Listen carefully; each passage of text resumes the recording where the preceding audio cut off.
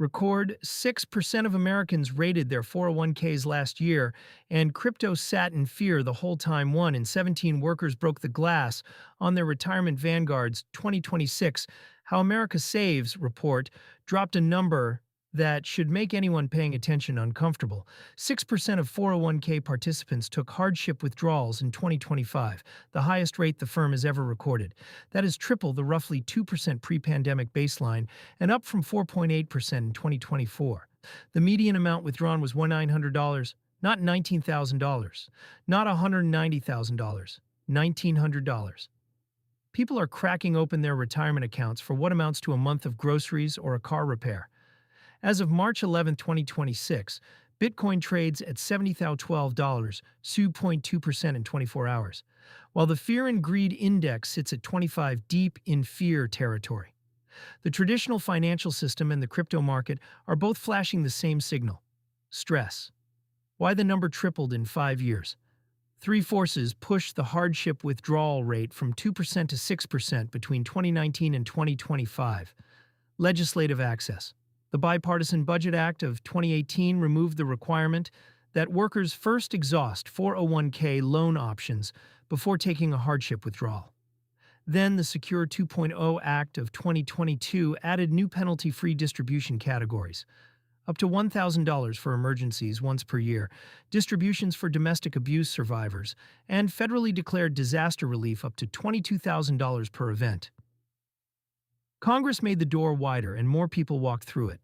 Persistent cost of living pressure, foreclosure prevention, eviction avoidance, and medical bills remain the top stated reasons for hardship withdrawals. Housing costs have not meaningfully retreated from their 2023 peaks in most metro areas, and the February 2026 jobs report showed the U.S. economy lost 92,000 jobs with another 161,000 revised away from prior months. Behavioral normalization. Each year that the withdrawal rate climbs, the stigma drops. When 1 in 17 coworkers is doing it, it no longer feels like a last resort. The paradox: average 401k balances actually rose 13% to a record $167,970 in 2025. The people who are staying invested are doing well. The people who are not can barely cover $1,700. That gap tells you more about American financial health than any single macro indicator. What this has to do with crypto: at first glance, retirement fund stress and crypto seem like separate conversations. They are not. Capital that leaves retirement does not vanish. When someone pulls $1,900 to avoid eviction, that money goes to a landlord, a hospital, or a mechanic.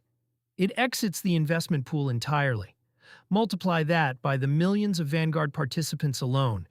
The firm manages roughly $9.3 trillion, and the aggregate capital drain from long-term savings into short-term survival spending is not trivial.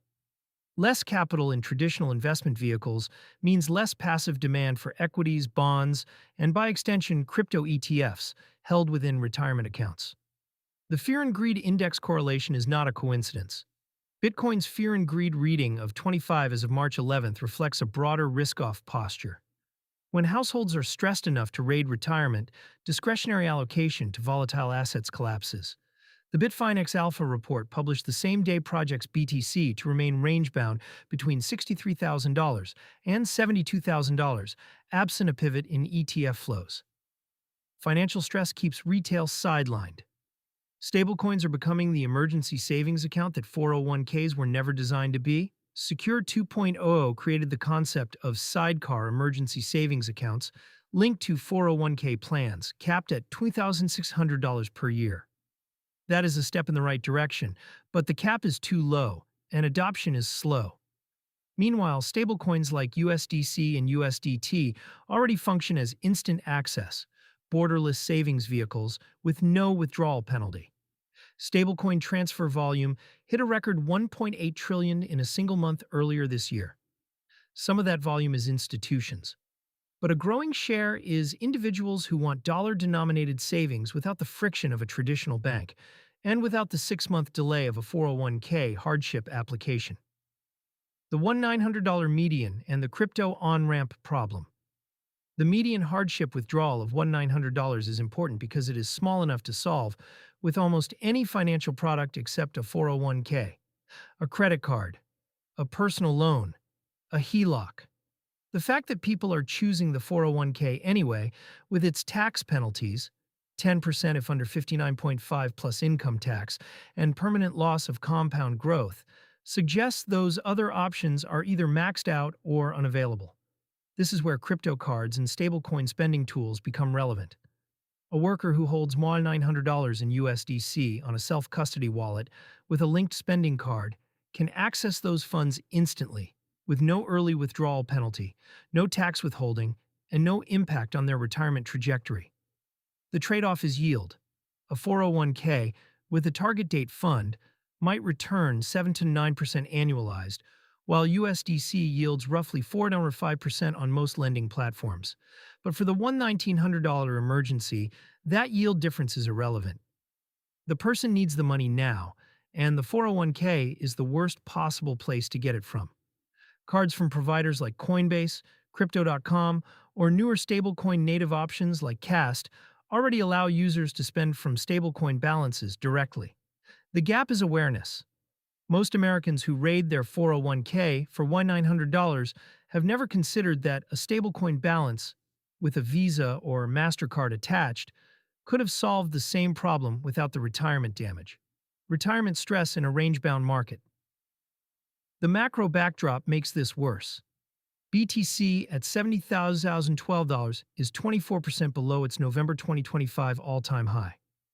ETH at $2,037 is down over 50% from its cycle peak. SOL at $86 is off roughly 65%. Fear and greed at 25 has been below 30 for most of the past month. The market is not crashing, it is grinding, which is psychologically harder for retail than a sharp drop followed by a bounce. For the subset of retail crypto holders who also have 401k accounts, the combination is punishing. Their retirement accounts feel untouchable, or they have already been tapped. Their crypto portfolios are underwater, and their cost of living has not dropped. The February jobs report only adds to the pressure. The bull case is that financial stress eventually forces the Federal Reserve to cut rates, which historically drives risk asset rallies. But the Vanguard data suggests that for millions of workers, the timeline between stress and rate cuts provide relief is too long. They need $900 today, not a portfolio recovery in Q4. What comes next? The trend line is clear. Hardship withdrawals have risen every year for 6 consecutive years. Nothing in the current macro environment suggests 2026 will break the pattern. If anything, a softening labor market and persistent housing costs will push the rate above 6%. For the crypto industry, this creates both a challenge and an opportunity. The challenge: stressed households do not allocate to volatile assets. The opportunity: stablecoin-based savings and spending tools are a direct answer to the problem that is driving people into their 401ks in the first place. The question is whether the infrastructure reaches the people who need it before they break open the one asset they should never touch early.